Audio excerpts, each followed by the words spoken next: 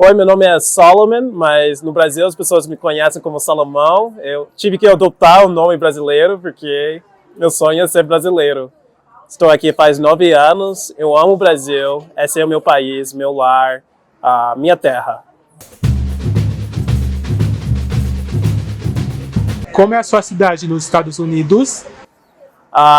Eu cresci Na verdade, eu nasci em Los Angeles, na região de Los Angeles, e eu cresci no Texas. Então, o nome da cidade é chamada Amarillo. Ah, Geralmente só pessoas que curtam música country conhecem, porque realmente tem nada lá, só tem vaca. Como era a sua vida no país? Eu acho que minha vida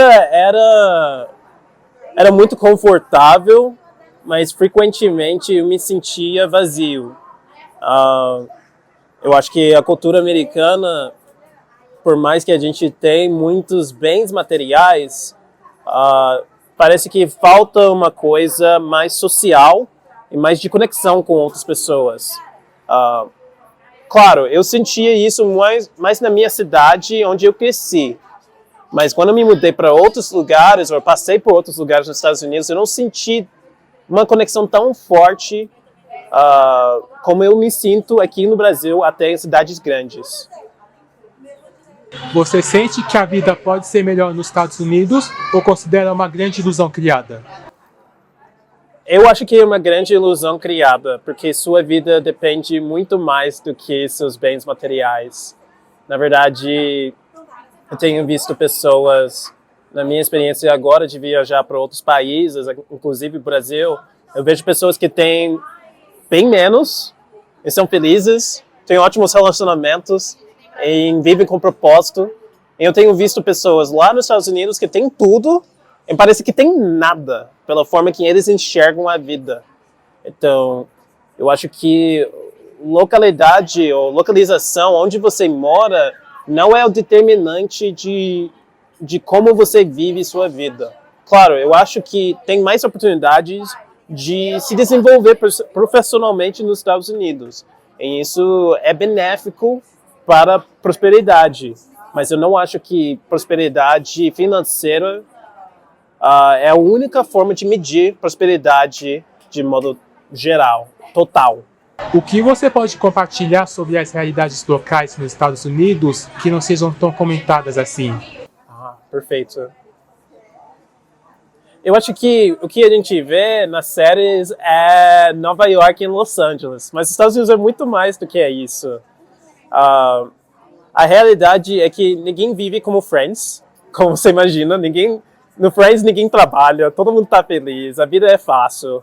A realidade nas grandes cidades é bem parecido com o Brasil.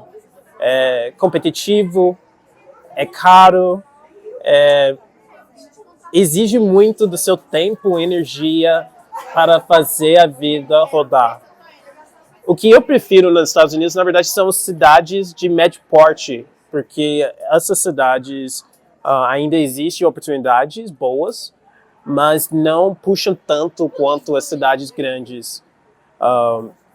Então, eu acho que frequentemente quando alguém vai para os Estados Unidos, quer ir para Nova York, ou ir para Los Angeles, ou ir para a Flórida, né? Orlando é basicamente colonizado pelos brasileiros. Não sei como a gente conseguiu colonizar Orlando para falar português. Mas eu acho que existem muitos locais, como onde eu cresci, no interior, que lembram mais Brasil até. As pessoas são mais carinhosos. Eu acredito que tem uma pegada de vida que é mais humanizada. Então, eu acho que tem essas diferentes experiências dentro do país, dos Estados Unidos, igual ao Brasil. Eu acho que aqui em São Paulo as coisas são muito corridas. Há uma competição profissional bem grande. Por exemplo, minha esposa é do Rio. É uma cidade grande, mas Carioca vai um outro ritmo, né? E no interior de Minas é outro ritmo. Eu acho que existem vários Brasis dentro do Brasil. Da mesma forma, na mídia existe um Estados Unidos que é vendido, que é de cidade grande, que é Casa Grande, Mas essa realidade é uma parcela tão pequena dos Estados Unidos que acaba sendo uma ilusão. Porque muitas pessoas não moram nessas realidades. E, na verdade, essas realidades eu não acho que são o que mais proporciona o tipo de vida que as pessoas acham que teria se fossem para os Estados Unidos. Enquanto cidadão negro, como o racismo estrutural no país impacta diariamente o cotidiano de uma pessoa negra? A questão de racismo é uma das coisas mais tristes dos Estados Unidos, para ser sincero. Eu passei muito racismo, sofri muito bullying no ensino médio. Eu tinha momentos em que achava que a pessoa estava me ameaçando para me matar por causa que eu sou negro. E ao longo desse tempo, eu fui forçado a ser educado sobre o que racismo é e como afeta a sociedade como inteira. E a realidade é que ninguém sai ganhando, excluindo uma parte da sociedade. Eu acho que na faculdade eu consegui estudar um pouco o que era minha realidade no ensino médio, que na verdade esse legado de racismo, tanto no Brasil quanto nos Estados Unidos, é estrutural. Então quer dizer que eu não posso comprar uma casa tão facilmente em um mesmo lugar que os brancos moram. Que eu não posso ter o mesmo emprego que um branco pode ter se for pelo racismo estrutural. Então, esses estudos, eu acho que a combinação do parte de estudo e minha experiência me faz pensar que realmente não há motivo por excluir certas pessoas da sociedade, independente de como a pessoa parece ou as decisões dela. Eu acho que a sociedade funciona melhor quando todo mundo é incluso e tem uma igualdade de oportunidade. E isso não é o caso do negro, tanto no Brasil quanto nos Estados Unidos. O que é vendido é que a gente tem a mesma oportunidade, mas não é. E esse é um fato não somente da minha experiência pessoal, que eu já senti na pele, mas é uma experiência que é comprovado cientificamente. Como a palavra fé foi importante durante a sua mudança no Brasil? Então, fé é o que moveu meu sonho de vir para o Brasil. Hoje eu sou consultor de IA, mas a razão original que eu vim para o Brasil é ser missionário e trabalhar por uma igreja aqui. E eu acho a forma que o brasileiro carrega sua fé é uma coisa muito linda. Eu fui cativado por isso, na verdade, quando eu fiz meu intercâmbio. É por isso que eu vim.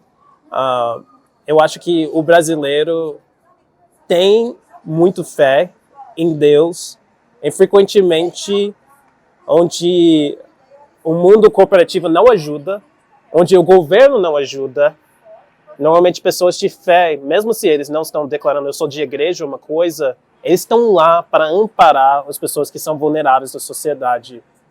É isso que eu queria fazer parte. O que lembra dos primeiros meses no Brasil? Nossa, eu dormia tipo 10 horas. Era muito cansativo falar em português o dia inteiro. Tipo, quando você vem para um outro país, tudo é novo. Os cheiros são novos, as conversas são novas. Parece que você volta a ser bebê. E aí eu acho que quando você vai absorvendo tudo isso, você fica cansado, porque é tanta informação, tanta coisa nova, mas ao mesmo tempo, eu não acho que eu fiquei cansado emocionalmente. Eu acho que para algumas pessoas mudança e coisas diferentes são ameaçadoras. Eu pensei, aprender do jeito brasileiro é muito positivo, porque eu vou aprender coisas e ver o mundo de uma perspectiva que talvez eu nunca veria. Então, para mim era cansativo realmente mentalmente, mas emocionalmente eu estava sentindo muito abastecido com os novos aprendizados, as novas pessoas que eu nunca tive contato e com as novas histórias que foram me enriquecendo de sabedoria e de conhecimento de vida. O português você conseguiu aprender fazendo aulas ou foi no dia a dia mesmo com as pessoas? Eu fiz intercâmbio antes de vir para cá, para morar, né, de uma forma mais permanente. Só que as aulas ajudaram com a gramática, mas no dia a dia eu acho que as pessoas falam diferente, né? Falam, e aí, beleza? Como é que tá? Pode pá, mano, né? Tipo, eu acho que não tem tradução dessas coisas, tipo, borogodó. Como você traduz borogodó para inglês? Então, eu acho que muito da essência de português não pode ser separado do jeito do brasileiro. Então, eu acho que eu aprendi português gramaticamente na aula, mas eu acho que o que me fez amar português e me apaixonar pela língua portuguesa foi o jeito que o brasileiro fala. Olha, eu aposto que a experiência de fazer a primeira amizade brasileira foi bem divertida, viu? Muito divertido, muito divertido. A gente saiu. A primeira vez que eu fiz uma amizade com um brasileiro, que é até um dos meus melhores amigos até hoje, foi padrinho do meu casamento, a gente saiu e, pelo menos onde eu estava, lá no Rio, era o costume comer pizza com faca e garfo, né? E aí a fatia era muito grande, e aí eu peguei com a mão, muito americano, né? Sem guardanapo, nada, todo sujo. E eu fui comer, e todo mundo estava olhando para mim. Foi muito engraçado isso. E também a primeira vez que eu vi farofa. Meu Deus. Eu acho que foi um rolê parecido com esse amigo. Eu, tipo, fiquei com vergonha de perguntar por que eles estão colocando areia na comida. E aí, foram muitas risadas. Foi muito divertido. Depois que venceu o desafio da adaptação, quando veio a sensação de que pôde retribuir a cada um pela ajuda que te deu? Para mim, não tem muito retribuir. Quando você vem para um outro país e você está perdido, você basicamente volta a ser um bebê. E você é completamente vulnerável. Eu acho que esse amor que as pessoas dão, que eu recebi da minha igreja, que eu recebi dos meus amigos, eu não sei como retribuir. Eu tento, eu falo quanto eu sou grato, eu quero servir, dar comida, mas nada se compara com o que eles fizeram por mim, quanto esse país enriqueceu minha vida. A sua decisão de querer formar líderes no Brasil tem um propósito que vai além disso? Essa pergunta é muito boa. Agora eu vou ter que pensar. Eu acho que eu vi, mas por alguma razão não processei, enfim. Eu acho que um pouco que eu tenho feito de consultoria e também dentro da igreja cruza na área de liderança. E a primeira área é quando a gente lidera bem nós mesmos, a gente tem a possibilidade de retribuir e fazer uma diferença às pessoas ao nosso redor. Então eu acredito que todo mundo ganha quando os líderes ganham, ou melhoram, quer dizer. Eu acho que todo mundo melhora quando um líder melhora. Eu não estou dizendo que você tem que ser um líder de um multinacional com muita gente. Se você é uma mãe que está querendo liderar melhor sua família para que seus filhos cresçam em um lar, que eles possam ter mais oportunidades, quer que seja de educação, de esporte, ou de se relacionar com pessoas diferentes, isso é liderança. E é sempre para a mesma coisa, os clientes que têm empresas, uma empresa bem conduzida pode dar trabalho para outras pessoas. Esse trabalho digno vai ajudar a sociedade. Mesma coisa com a igreja. Quando a gente tem líderes na igreja que são capazes de ajudar outras pessoas, isso vai afetar muitas das pessoas mais vulneráveis da sociedade, e qualquer pessoa que está procurando ser amparado Como sente que cada pessoa tem o seu poder e uma missão para poder deixar um Brasil cada vez melhor? Eu acho que se eu pudesse fazer um discurso para toda a nação brasileira ver, eu falaria que o brasileiro é único. Que o brasileiro, seu amor, seu carinho, sua forma de tratar as pessoas é tão especial. Porque eu creio que se o brasileiro se valorizasse para todas as características especiais que faz o brasileiro ser quem ele é, eu acredito que esse país se beneficiaria muito dessa autoestima coletiva. Agora, sendo estrangeiro no país de forte religiosidade, o que faz o Brasil ser um país abençoado? Muito interessante. Eu acho que o Brasil é muito abençoado porque a fé das pessoas, quando for genuína, deslancha ou faz com que eles fazem muito diferença às pessoas ao seu redor. Uma das dificuldades, na verdade, com a religiosidade é que pode ser fingida ou pessoas poderosas podem aproveitar das pessoas que têm fé.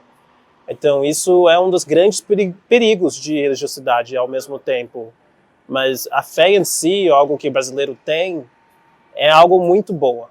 Infelizmente, quando eu falo que eu sou missionário, que eu venho aqui para trabalhar pela igreja, eu vejo que para algumas pessoas já vem a imagem. E não é por causa eu fiz uma coisa errada, não é por causa talvez eles não acreditam em Deus, mas eu creio que experiências negativas com a igreja podem influenciar o relacionamento individual de alguém com Deus, de tal forma que eles não conseguem achar um lugar que eles sentem confortável para praticar sua fé. E isso vem, de fato, que algumas pessoas realmente lucram muito com a fé.